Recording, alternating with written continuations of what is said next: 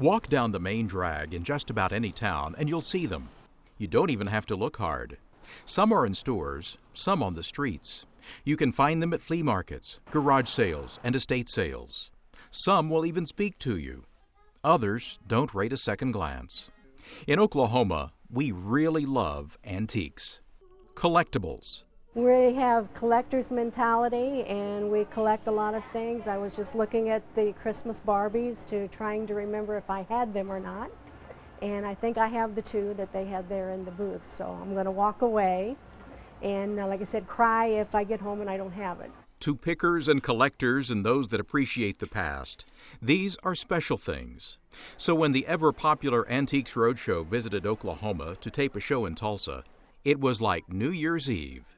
Hi, Mark Wahlberg, host of Antiques Roadshow, coming to you from Tulsa, Oklahoma. Don't miss all the fun and excitement as we dig up treasures right in your backyard.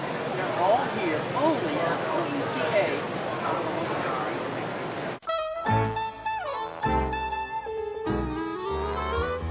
People came from all over.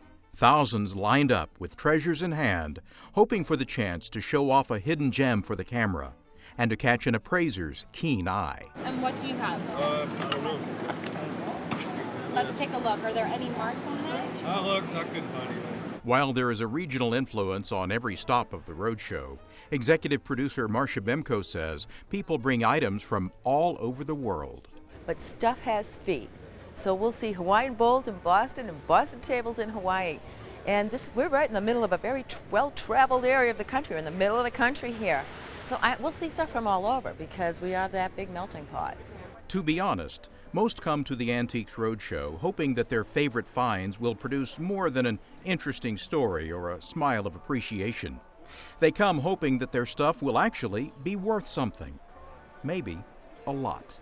Yes, it is knowing how much they're going to be worth because I was at an estate sale and I frequent estate sales, and I picked up a couple of things. So you want to know what you're looking at? Absolutely, what I was looking for and what I'm looking at. Hazel Davis took several things to the show, including this painting. My painting is by Harry S. Tuke, one of the very earliest painters, and it looks like a painting of the old man at sea.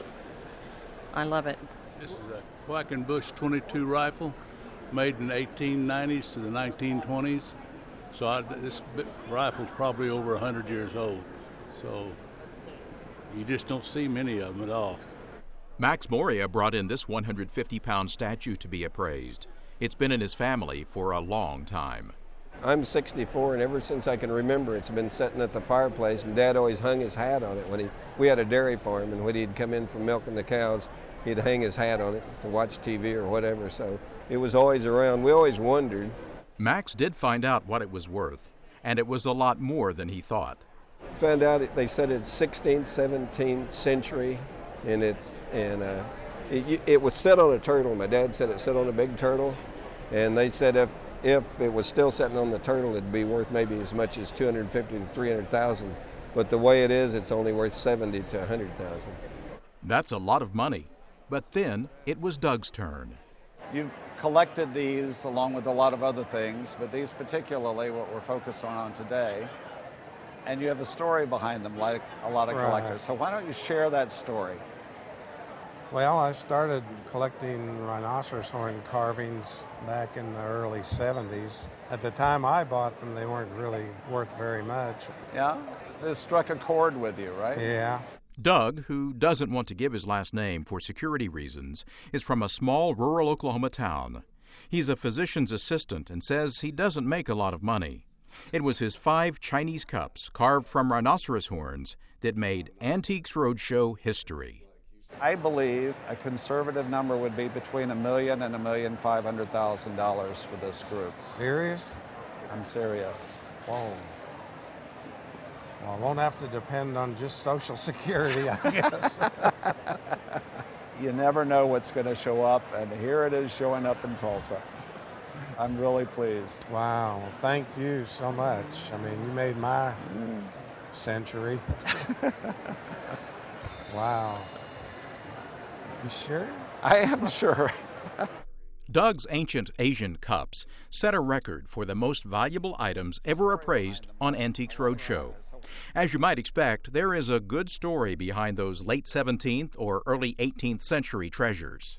Well, I always had interest in things Asian, and it wasn't just that I went on a search for a rhinoceros horn cup. I just stumbled across one in an antique shop, and after I purchased it, I was pretty much hooked. Since his appearance on Antiques Roadshow, the story of Doug and his rhino cups has made national news. It's been pretty fantastic. I mean, it's just still kind of up there. Haven't landed yet, but a lot to take in a short period of time.